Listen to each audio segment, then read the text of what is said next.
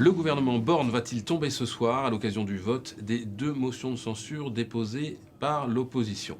Objectivement, ce n'est pas l'option, le scénario le plus probable, en tout cas sur le papier, et force est de reconnaître que depuis le 10 janvier, rien ne s'est déroulé vraiment comme sur le papier. Donc ça insiste à être prudent.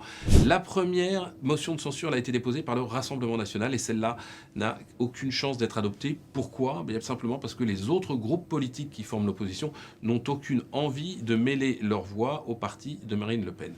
La seconde motion de censure, elle, a été déposée par un petit groupe, LIOT, pour Liberté, Indépendants, Outre-mer, Territoire, qui regroupe des centristes de droite ou de gauche.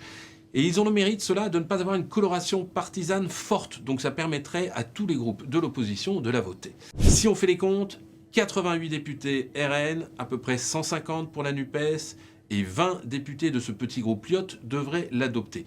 Pour la faire voter, il leur manque des voix, parce que la majorité est fixée à 287 voix. Et où trouver ces voix ? Eh bien évidemment, au sein du groupe LR. Alors comment vont voter les Républicains ? Là encore, difficile de le prédire.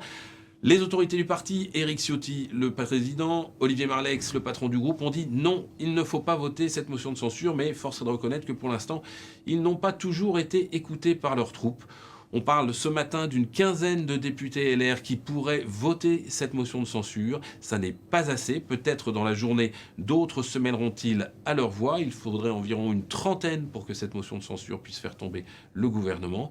Pour l'instant, on n'y est pas. Mais il reste évidemment quelques heures avant cet après-midi pour que les opposants au gouvernement Borne puissent se fédérer.